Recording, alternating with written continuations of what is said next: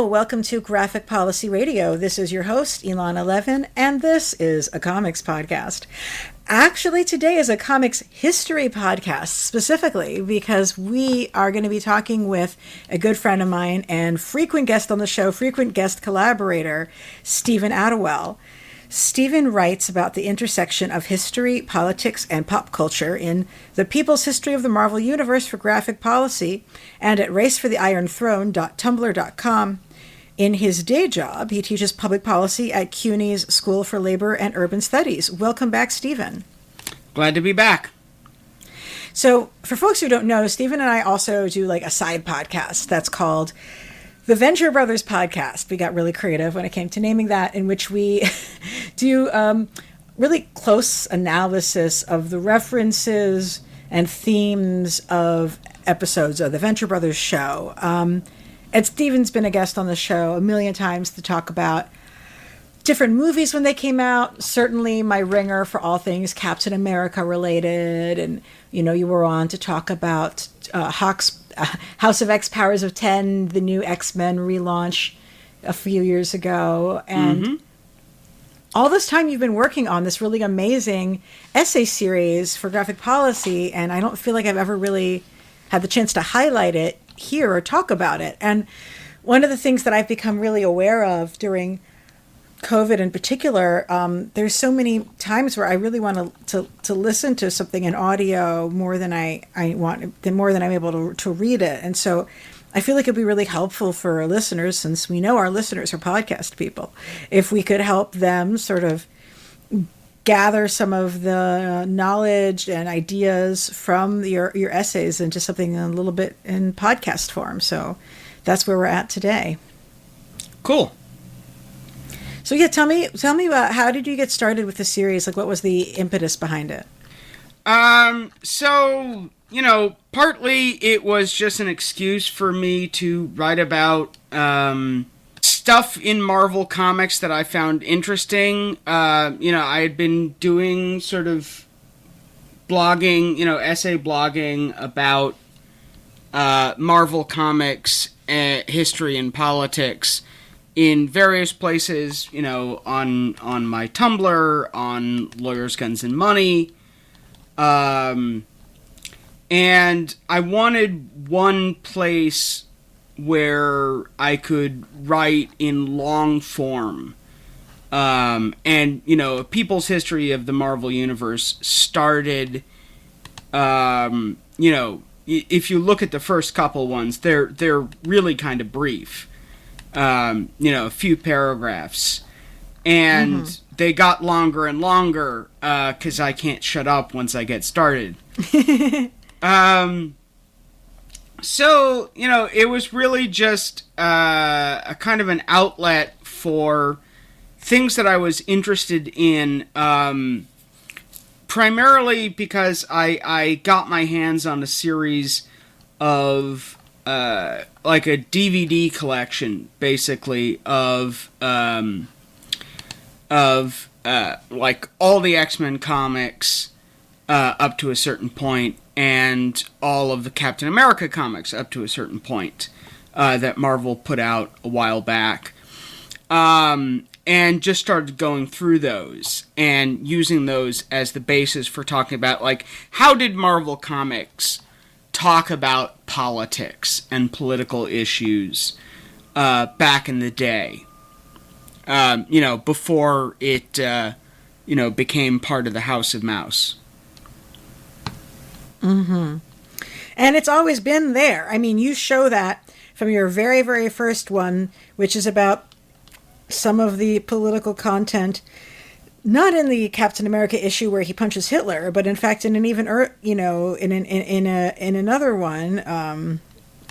The very next one from the one that he punches Hitler. Yeah, I wanted to write about, just because I had decided to read all of the Captain America comics, starting from, the World War II ones, which were kind of interesting because it was seeing the comics medium in its infancy, where it really hadn't, like, emerged from the world of pulp magazines. Like, a lot of early Captain America comics had, like, multiple pages devoted to short stories with no images. It was just, literally, like, a pulp magazine story featuring Captain America interspersed with comics. And then later, as, the series went on, it became solely comics as, the medium kind of got a sense of itself. So I wanted to write about this one issue where Captain America goes after a bunch of corporate income tax evaders, because I wanted to sort of say, it's, we all, like, know the story, or not we all, but, like, comics political nerds know the story of Jack Kirby as this, like, devoted anti-fascist. Someone who was always ready to punch a Nazi.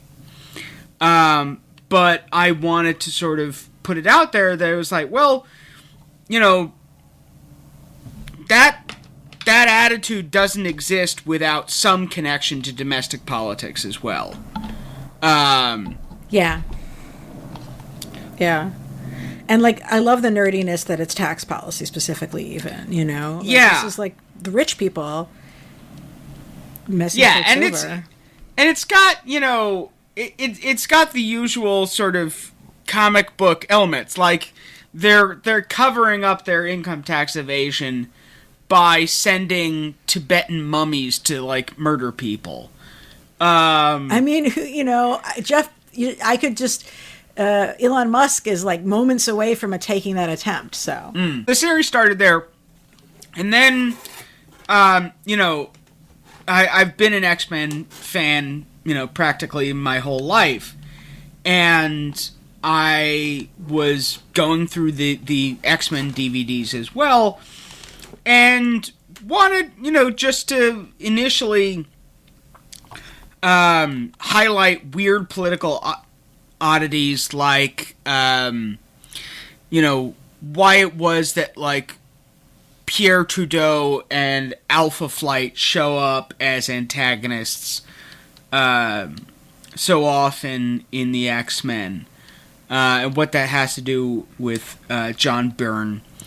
I love how, like, in the Marvel Universe, Canada is always evil. And, of course, in the real world, like, I think a lot of Americans on the left have completely whitewashed understanding of Canadian politics, which, of course, are full of genocide against Indigenous people that continues to this day, as well as many other things. But, like, it is still sort of kind of hilarious that Marvel just situates so much of the evil in Canada. And partially, I think it's because when you're an American company, it's easier to say all that evil shit is in Canada. But it's also because of John Byrne being Canadian. and hating Pierre Trudeau. He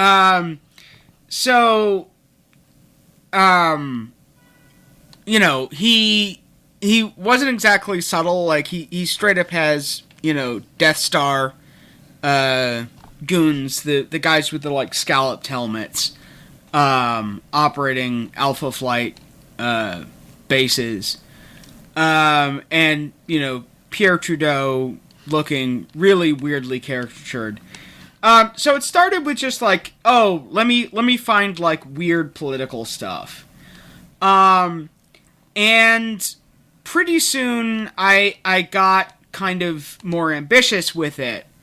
And wanted to write about the mutant metaphor and the way that the mutant metaphor has changed over time. Partly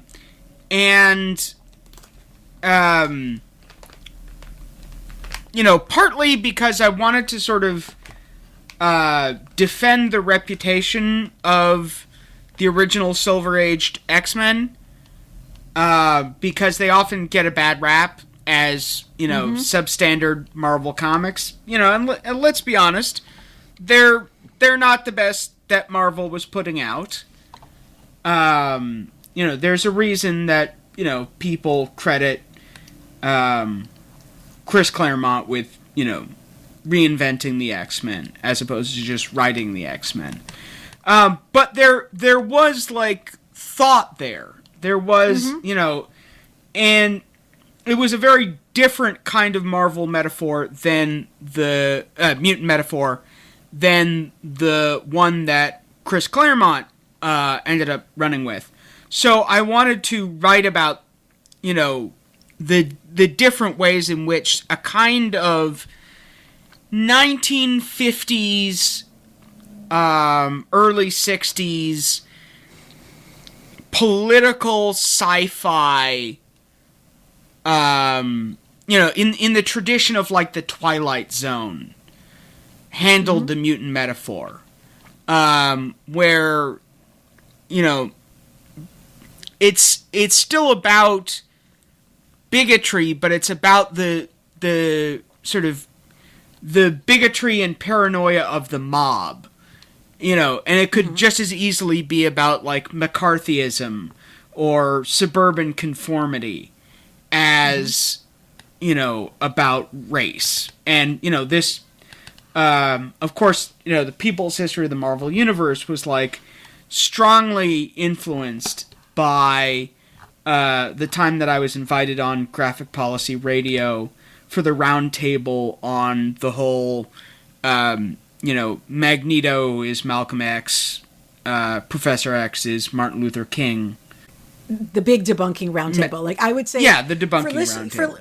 For listeners who haven't checked it out, a million years ago, we hosted a big roundtable of critics explaining why people trying to say that Magneto was like Malcolm X and Professor Xavier is like MLK Jr. was, like, just completely ahistoric and wrong and also kind of offensive. My shortest possible explanation of this is that it doesn't recognize the radicalism of Dr. Martin Luther King, which is far more than anything you'd see Charles do in the comics for decades. And it's insulting to the actual political philosophy and organizing strategies of Malcolm X, who certainly never even wanted to steal warheads or write his name in the sky with metal fragments or any of the ridiculous cartoon villainy that we had Magneto doing in those days. And I felt like, because, when I was a kid first getting into comics, when I was like 13 and 12, I was really attracted to the X-Men story in part because of those political metaphors, but my understanding of those politics and that history was that of a junior high student. And I would hope that someone who was no longer a junior high student would, like, understand the ways in which those are not good parallels. And so we felt like it was important to, like, get folks to stop talking out of their asses. I'm sorry, I have a hard time not being emotional about it because it feels like people have been trying to raise awareness about this for years at this point. So I recommend folks go back, listen to the episode. My brother, bless his soul, went through and helped me clean up some of the audio from it. So there was a version of it with cleaned up audio that maybe got posted about a year or two ago. And I think is a lot more listenable as we've improved our production quality. But I do think it's a really fundamental thing for folks who are thinking about comics and politics to understand, which is not to say that the X-Men isn't extremely political from top to bottom. Mutants, especially in the Silver Age, mutants pass. They're the O5 are all white teenagers who live in the suburbs. Yeah. And also just simply pointing out to people that, like, MLK was radical and Professor X is, like, works with the military, and Malcolm works with the FBI, no less. Works with the FBI. Yeah, say what you like. Killed MLK.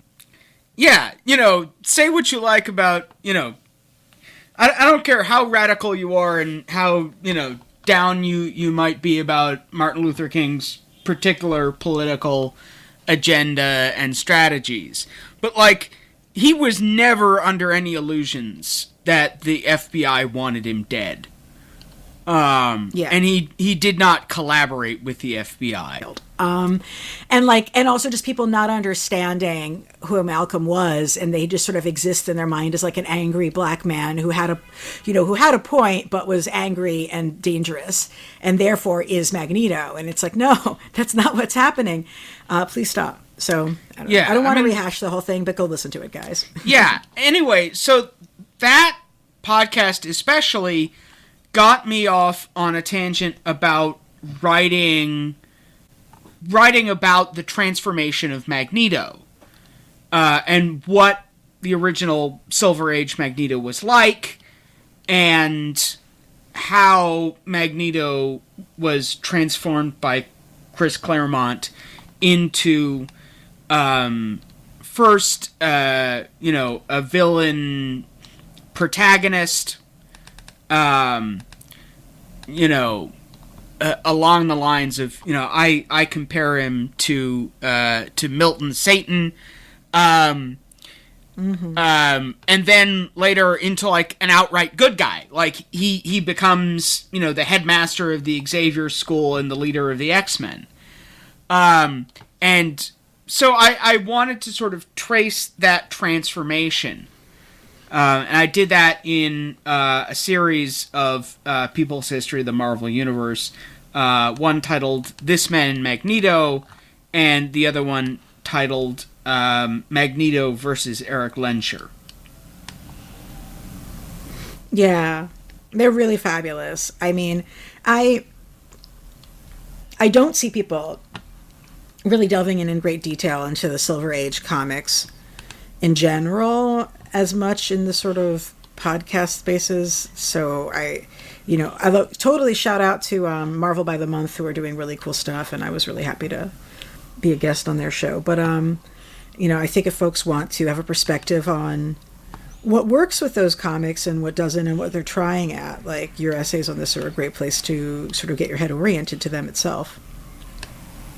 Yeah, because Silver Age Magneto is not a great villain. He is, or at least he's not a cool villain. He's not like a villain that you respect.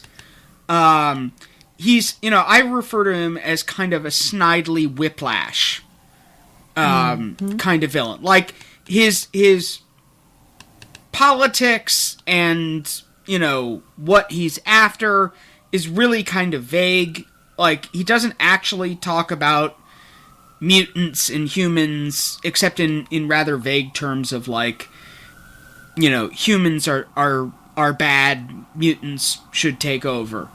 But he's a bully. He, habitually beats the shit out of Toad to make himself feel better. He gaslights the Scarlet Witch and Quicksilver. He constantly throws people under the bus to save himself. He runs away from conflict a lot. He sort of has that kind of slightly cowardly, aspect to him. And, worst of all, and this is in the storyline where Magneto takes over the island nation of Santo Marco, which is not at all described like, or drawn like a Caribbean island, but rather a European country. And like, immediately he takes over with an illusionary army of, goose-stepping, Stahlhelm-wearing Nazis wearing armbands with M in place of H for Hitler. It's like, and all of that is in the drawing. So that's Jack Kirby, right, making a very pointed political statement. And this is in a Marvel Comics in which, you still have active Nazis running around, trying to continue World War II, in the form of Hydra. So, Jack Kirby is not pulling any punches. So that makes him a pretty despicable figure. I mean, the one thing that you could sort of say he has going for him is, like, the costume, the color design. Oh, yeah, the helmet, the Kirby helmets, Yeah, that's pretty iconic. He does have... And the other thing is that, like, Stan Lee doesn't understand magnetism. So he could just do, like, wacky shit with his powers. Like, bouncing people around or tying them up with magnetic rays or skywriting in cursive or, like, mind controlling people through, mesmeric animal magnetism. So there was that. Right, but that was pretty thin stuff to work with. And it's one of the reasons I think that during the Silver Age, they kind of keep trying to get rid of Magneto. Almost as much as they try to get rid of Professor Xavier. Like, Professor Xavier in the Silver Age is constantly faking his death. And that's being done by the writers because, like, Professor X, especially in the Silver Age version, is too powerful. He just solves storytelling problems by existing.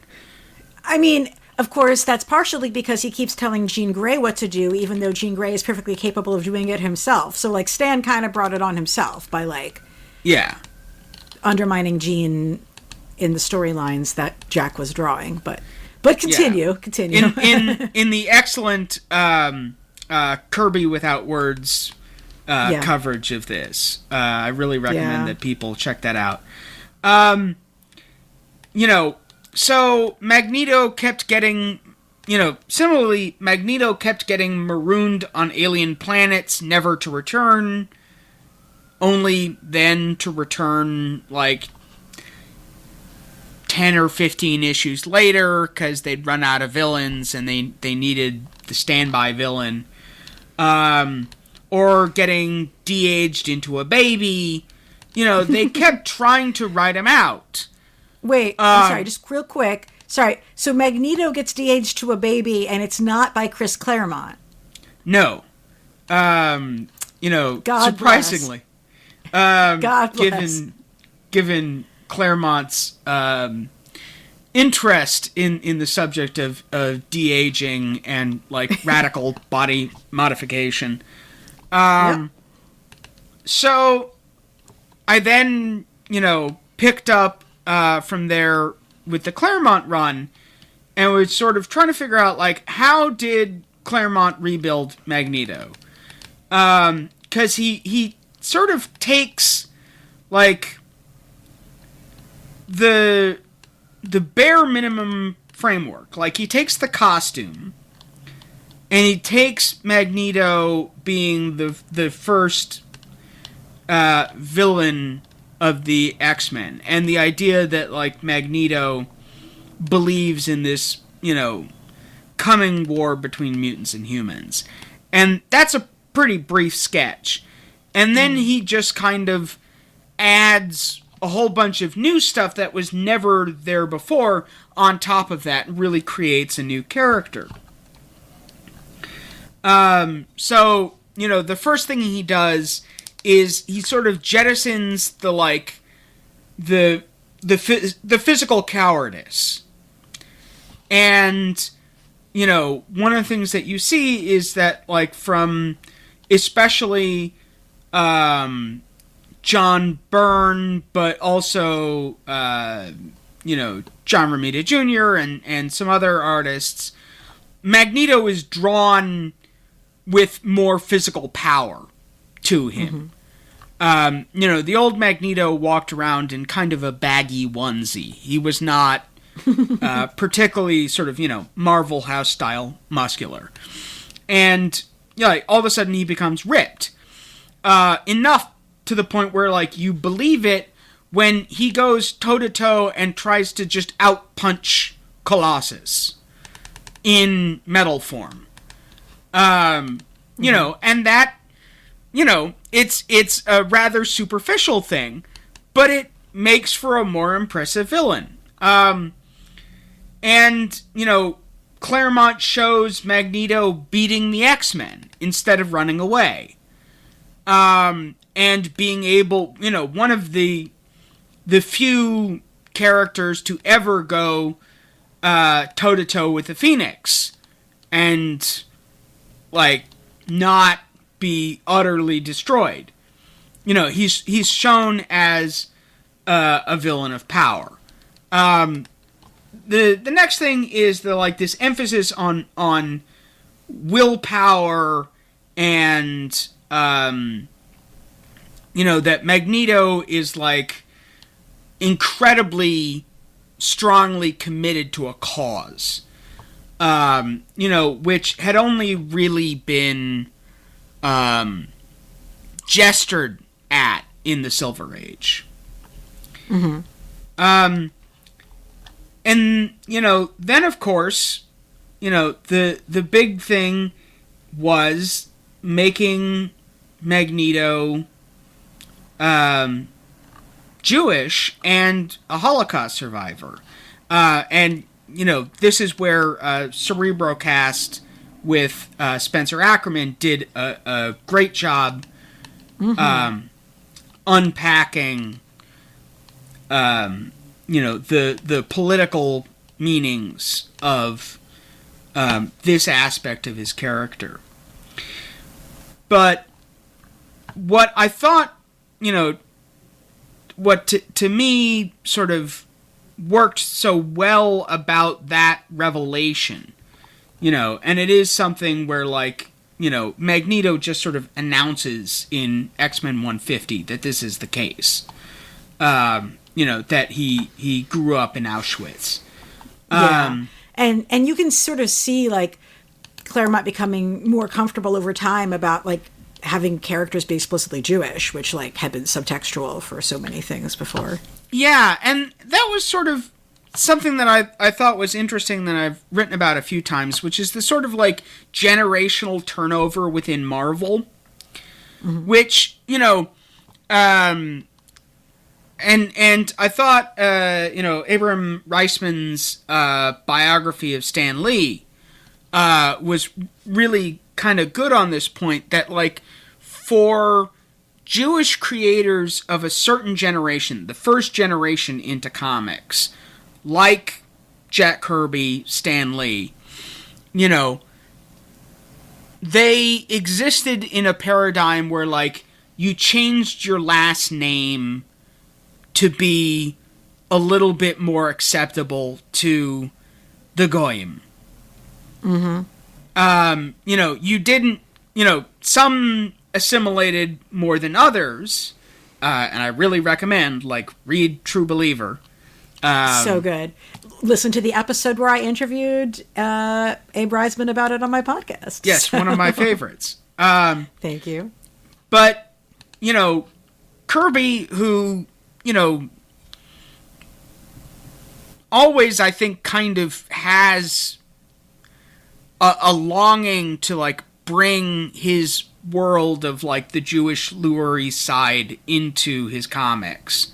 Nevertheless, always sort of kept things, in the main Marvel comics, safely subtextual.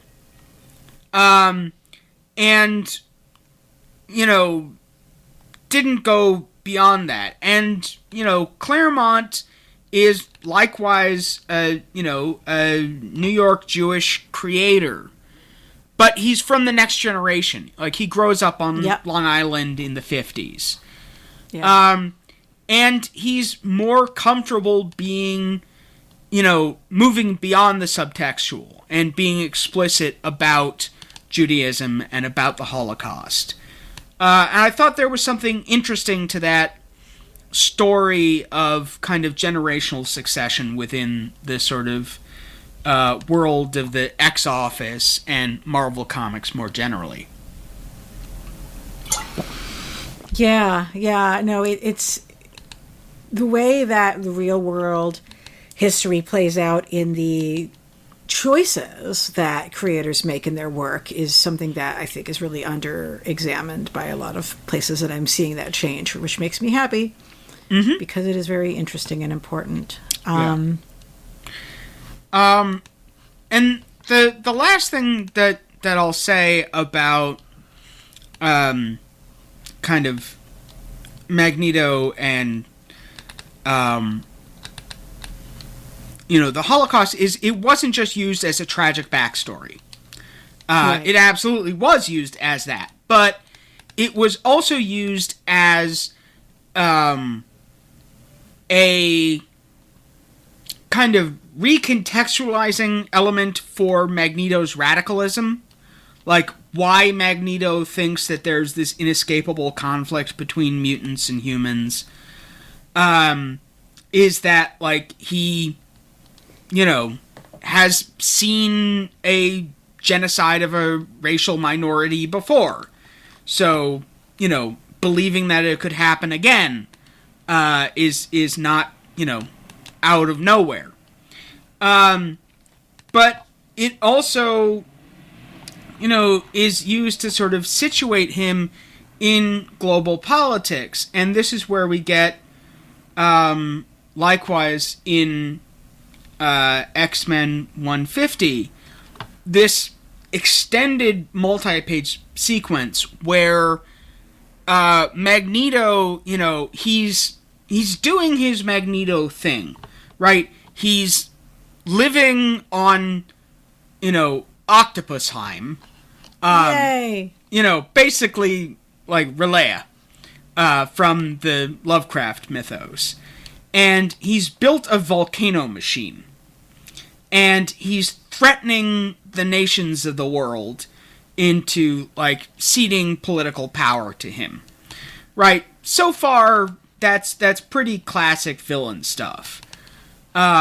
It's different from, like, Count Nefaria trying to ransom Washington, D.C., only in that, like, he's not asking for money, he's asking for political power.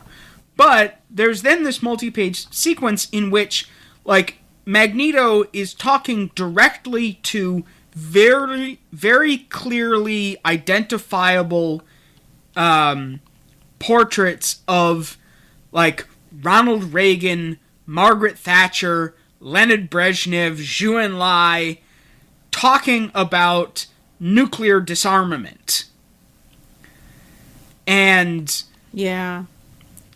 saying that, like, he's going to enforce nuclear disarmament because nuclear weapons are a threat to mutant kind. Like, he doesn't care if humans kill each other, but he does care if mutants die in the backlash.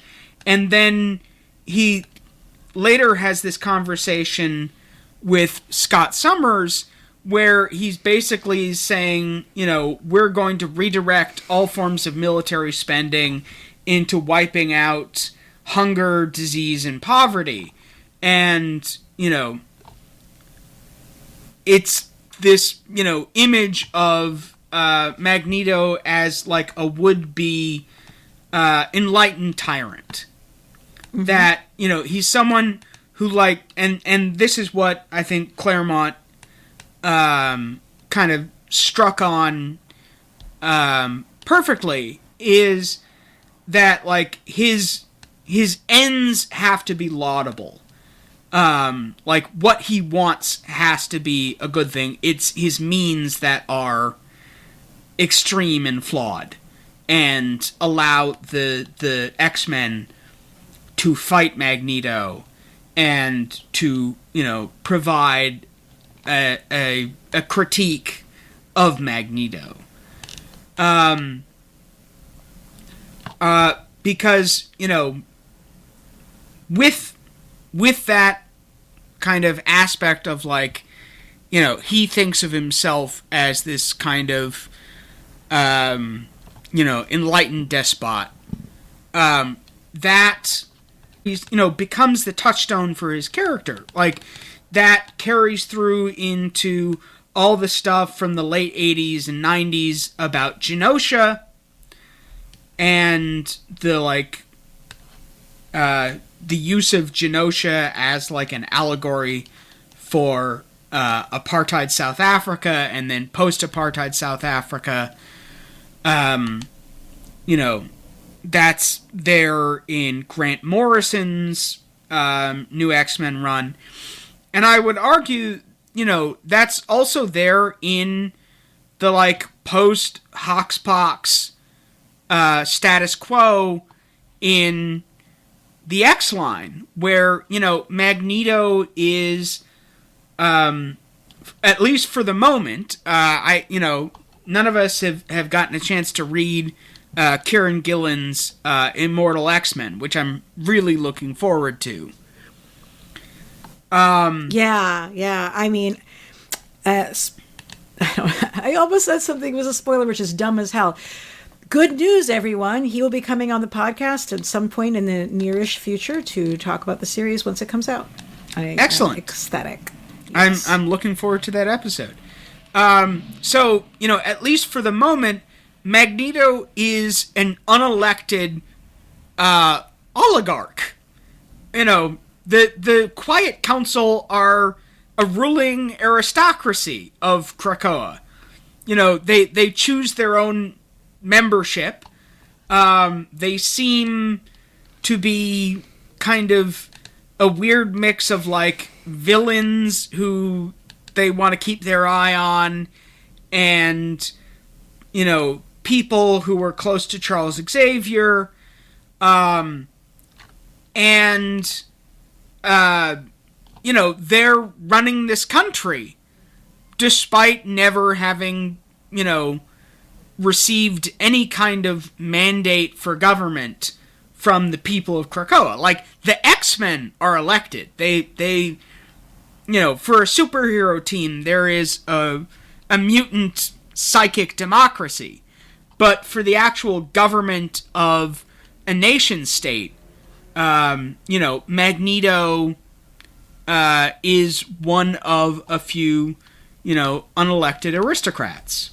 And, you know, this kind of gets me to something that I didn't have time to write about in my People's History, but it's kind of been on my mind, which is one of the things that is true of Magneto is that, like, you know, he's got this explicit political endgame.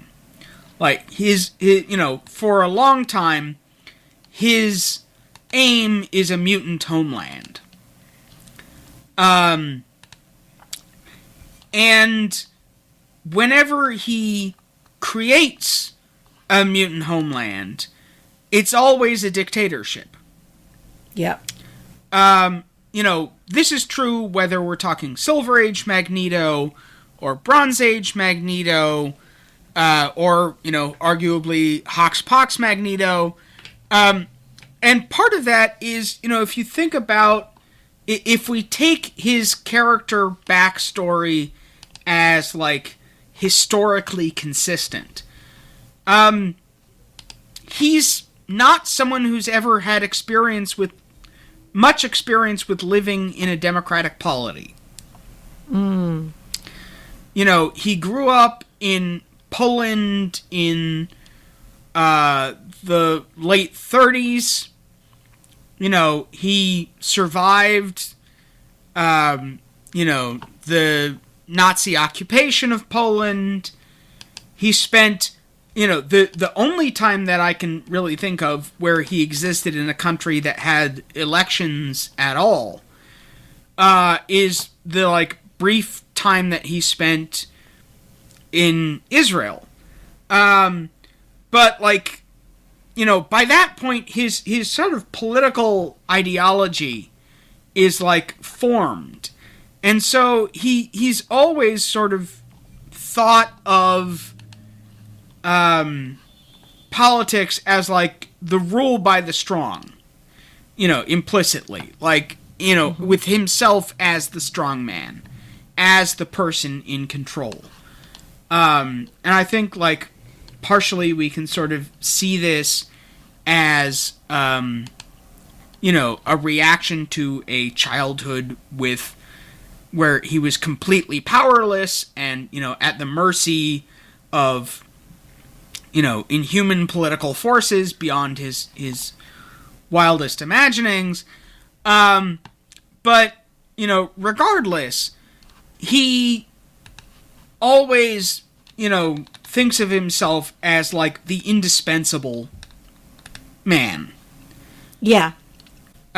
Sort of great man theories of history and politics where, like, a single individual is seen as indispensable for,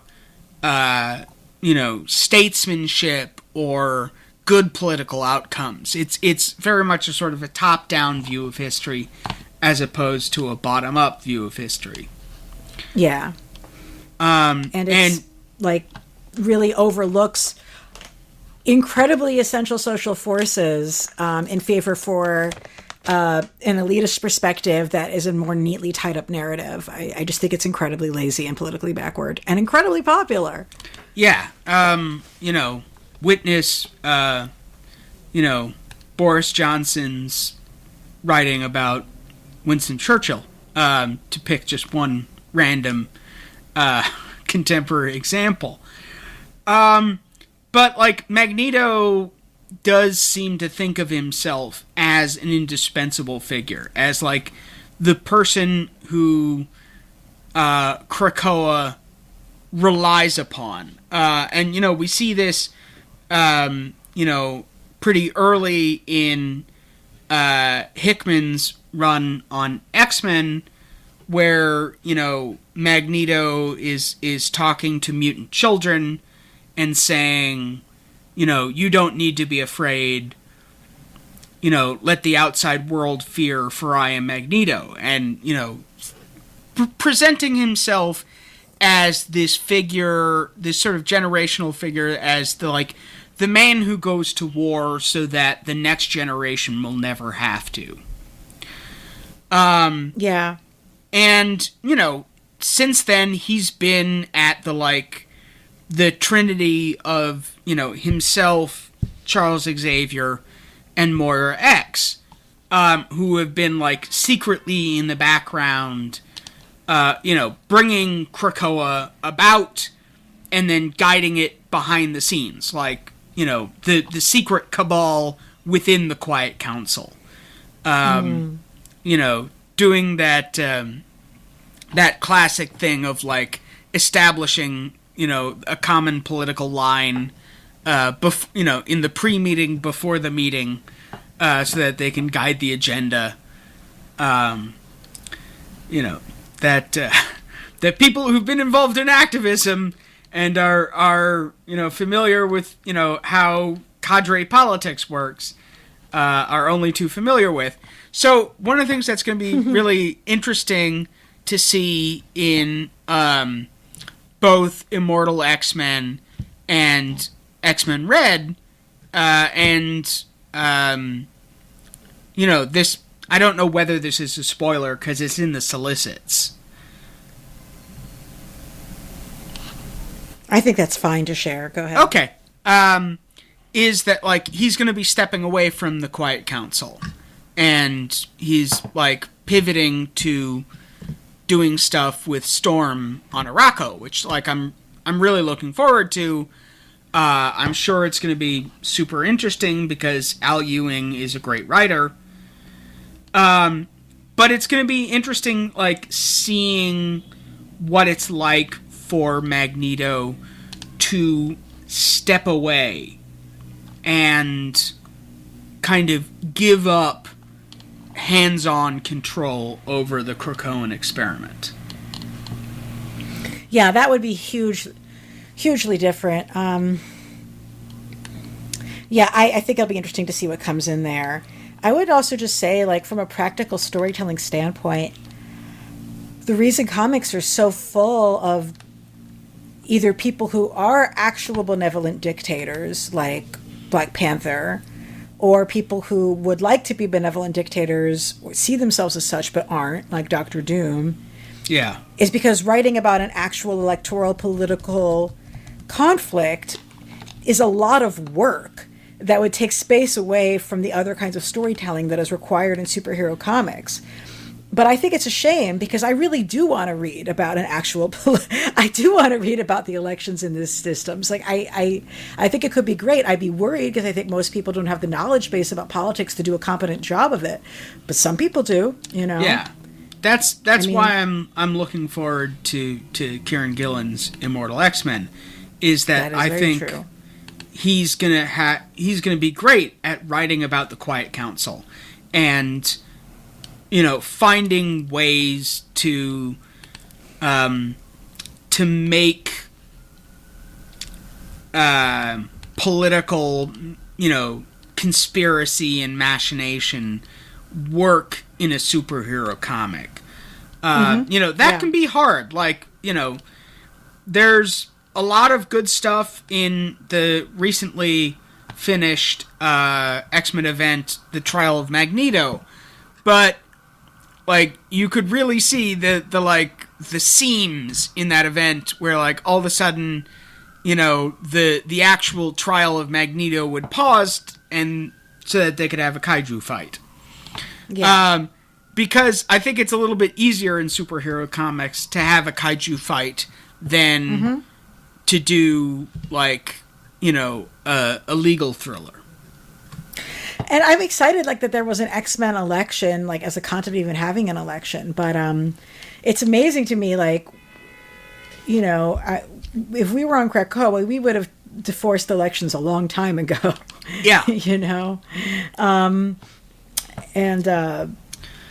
mean, there's so much interesting stuff that can be done with a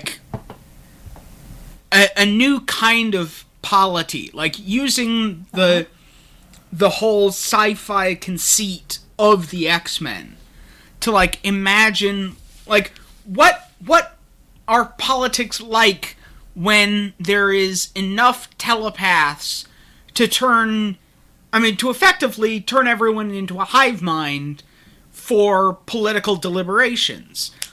The X-Men voting process, doesn't take place on a day or a weekend or a long weekend or, however long, a voting period should be. It takes place in an instant because, Jean Grey can just link everyone's minds together and, subjectively everyone works out their problems while, a second passes. That's a really cool, setup for political sci-fi. Yeah, absolutely. Absolutely. And it's possible right now, finally. It's amazing.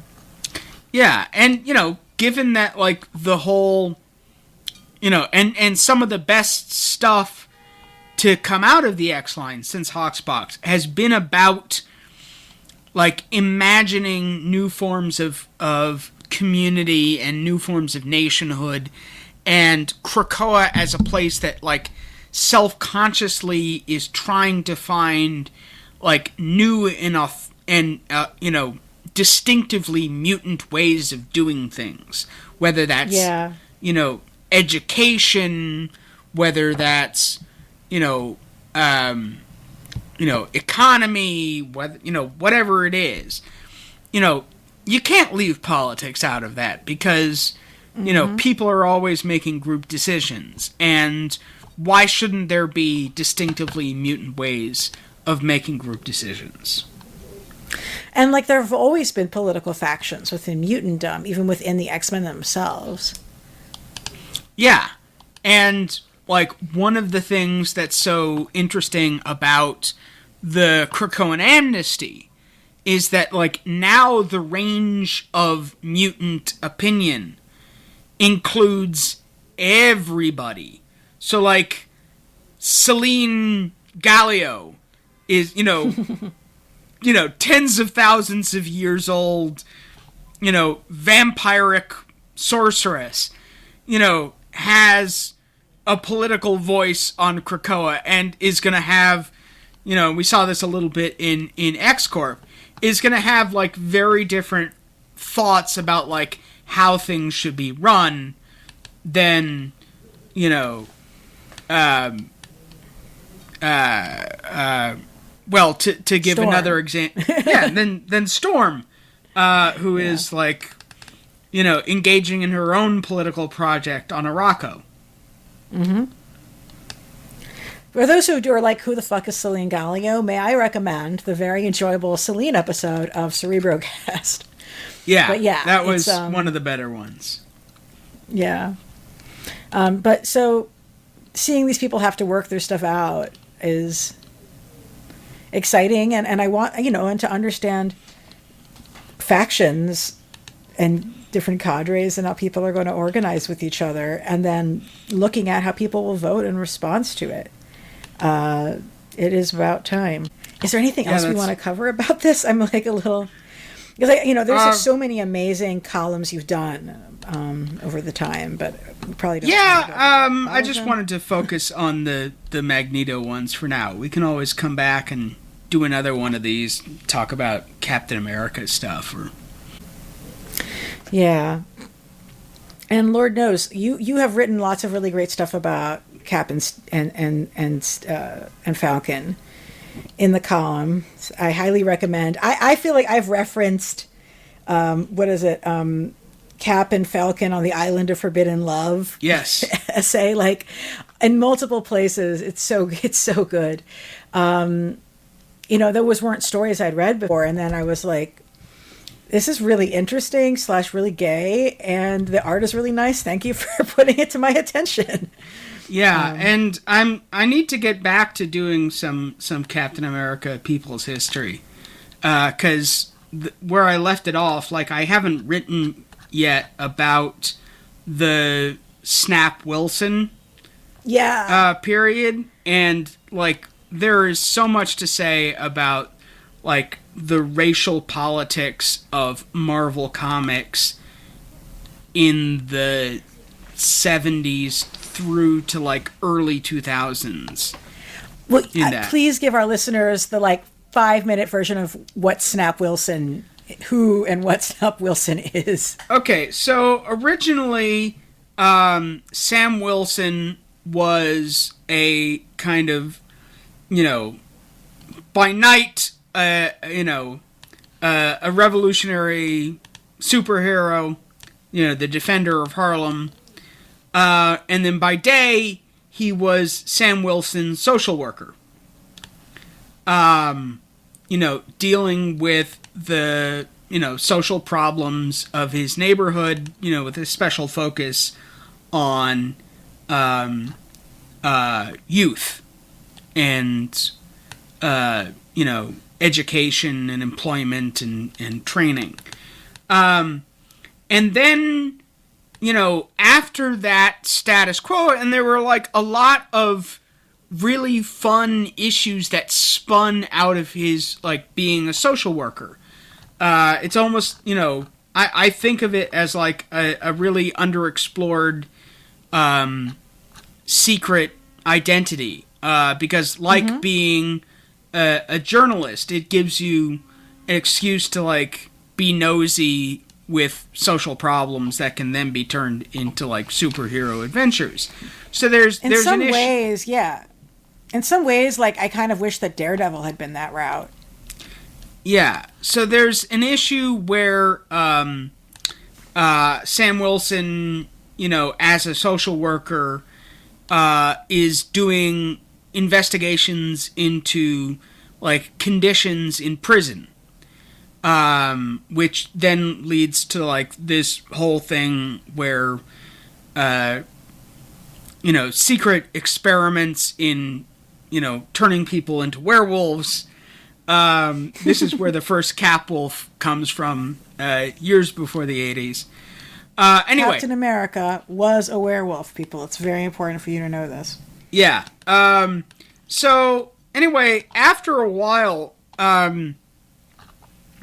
Steve Englehart, like, I don't know whether, like, where this came from exactly, whether this was Englehart on his own, or Englehart following the dictates of, editorial, but there was a decision to retcon Sam Wilson as a gangster, called Snap Wilson, and reveal that, like, the Red Skull had, like, used the cosmic cube to invent the social worker backstory out of whole cloth because he thought that, like, a liberal like Captain America would fall for that, which didn't really make sense because, like, okay, why? It's not like Sam Wilson wasn't, actively thwarting the Red Skull even in his,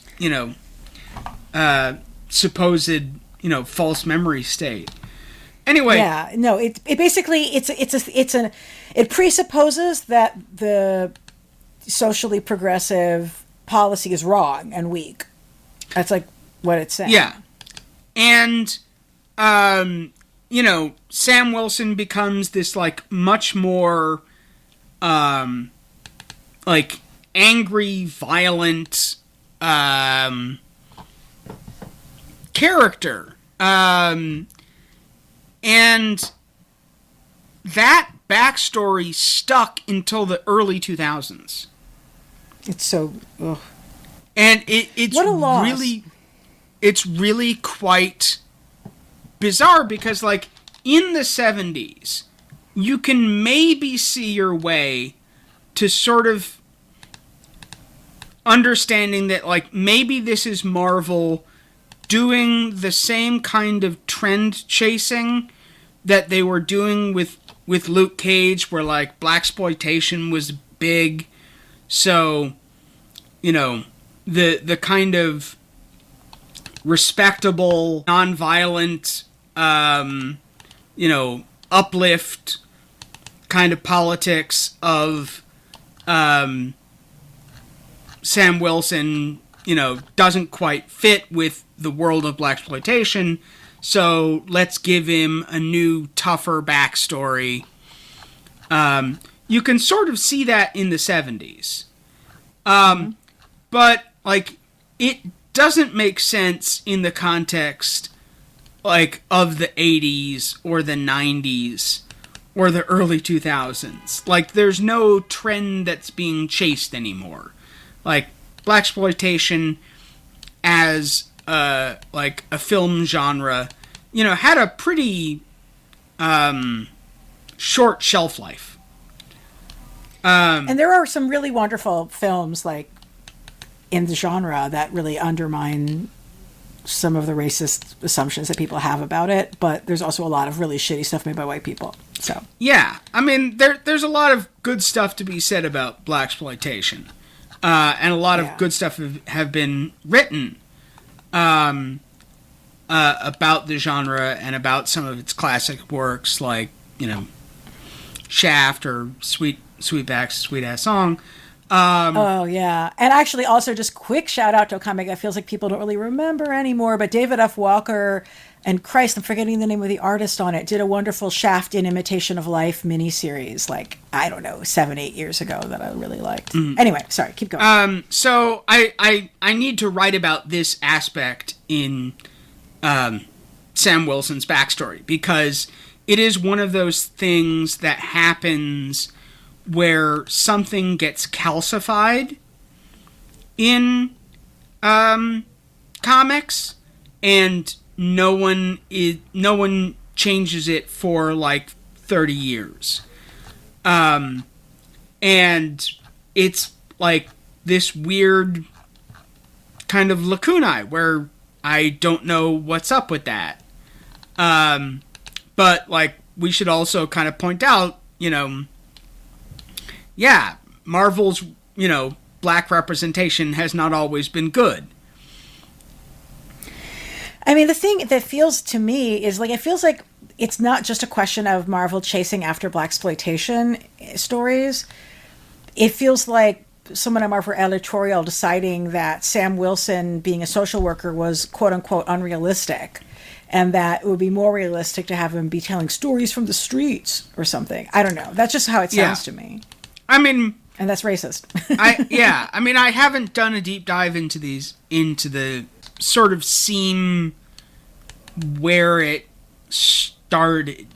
In a kind of like well-meaning white dude wanting to be hip and not really thinking through the broader implications. And then the bigger question is just, why did it stick around so long? And what were the particular forces of... because it stuck around through many different runs of Captain America and Avengers comics. And many different writers and creative teams and editorial teams. And...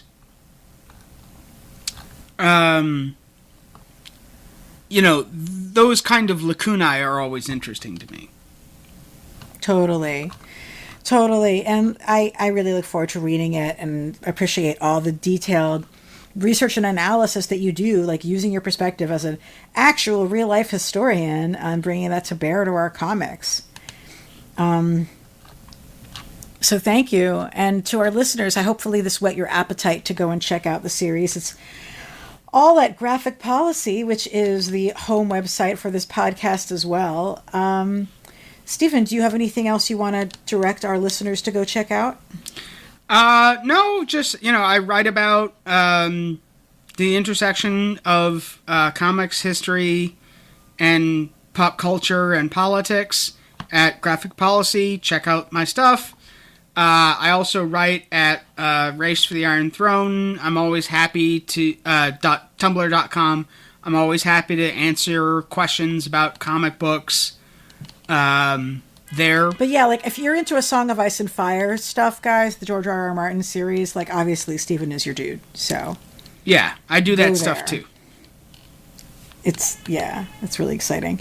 And as for me, I'm on Twitter a little bit too much at ELANA_Brooklyn. That's ELANA_Brooklyn. We have coverage of Peacemaker coming up with some really exciting guests. Coverage of Young Justice Season 4 coming up. And some interesting writers as well coming your way. So, as we like to say, keep it geeky.